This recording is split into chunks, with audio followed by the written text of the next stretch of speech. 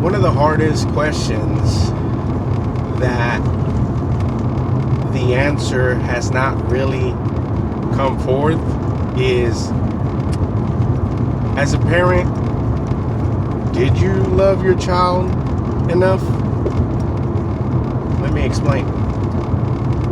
We've seen through many trials and errors that if you don't show any love to your child or to any child, right? That child ends up growing up with so much hate and pain in their heart and soul. But if you love a child and, keep a child in your mind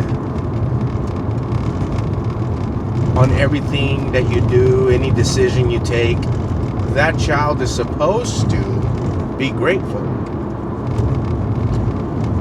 But what we've seen through trial and error is that even though you love your children, it doesn't matter what we do. As humans, we're already wired to make 1,000 positive things forward. And the moment someone says something negative, we hold on to that. So as parents, we love our children. We tell them how much we love them. And then all of a sudden, one day, someone says something, and that's it. All the positiveness that they were doing to move forward goes out the window. Now they start being disrespectful to themselves, and they don't want to progress. So now we have to figure out how to get them realigned again so they can keep moving in the direction they're supposed to. And yet here we are, trying to understand the secrets of parenting. But truth be told, there are no real secrets. I mean, you just have to know what you're doing, right? Meaning, if I give my child a lot of sugar, sweets, candy, 30 minutes before it's time to go to bed, chances are that child is not going to want to go to bed. And whose fault is that? It's mine, not the child's. So, why am I complaining, right? If I turn around and, tell my child to go take a shower, get dressed, ready for bed, tuck them in bed, read them a story, sing them a lullaby, slow things down, play some classical music, something of that nature, chances are they're going to go to sleep, especially if the lights are dim, the mood is set, just to relax. They're going to go to sleep. So, how is it that no matter what we do, we still seem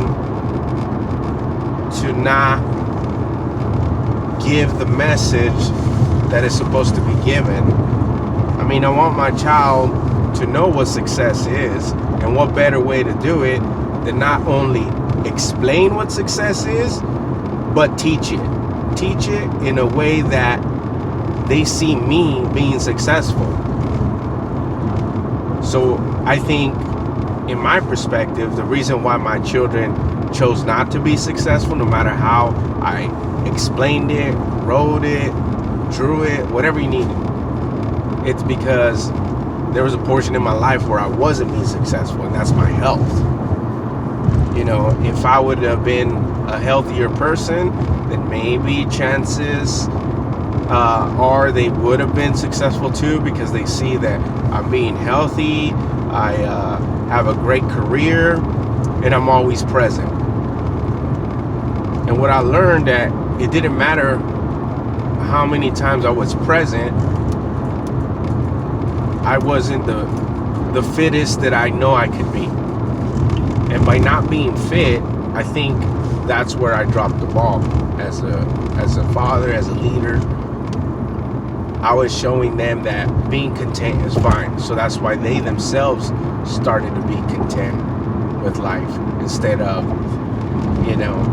choosing to be better in a different method. But because I didn't learn the balance of it, that's why my children chose not to be successful.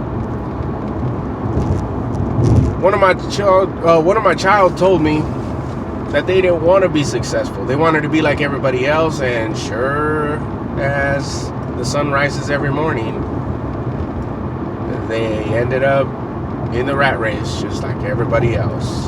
And it's a funny thing, metaphorically speaking, because here I am many years later trying to break that tradition that I was instilled on.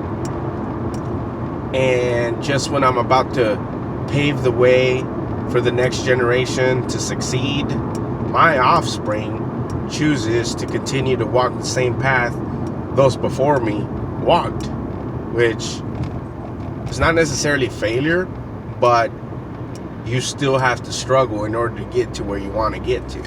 And that right there was like, okay, an eye-opener. So while my children decided to continue on the rat race in the same path, they look up and dad's no longer walking in that same path that those, such as my parents, their grandparents, were walking. Now I just veered off to another. There was a fork in the road and I made a left or a right, doesn't matter, but I didn't choose to walk that same path.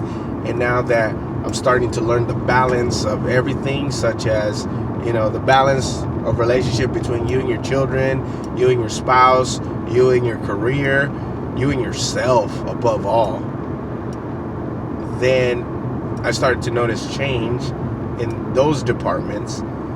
But the last pillar that I'm working on is on myself. It's my physical self.